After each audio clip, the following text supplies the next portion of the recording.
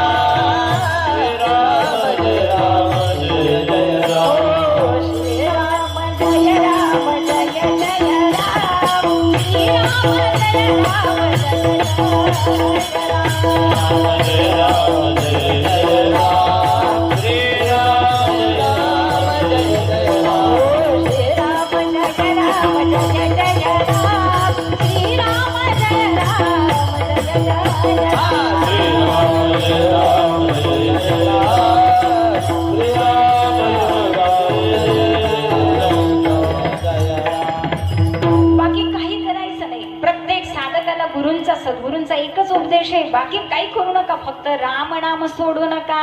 मग राम नामामध्ये किती ताकद आहे महाराज, आयुष्यभर एकच करा, राम गावा.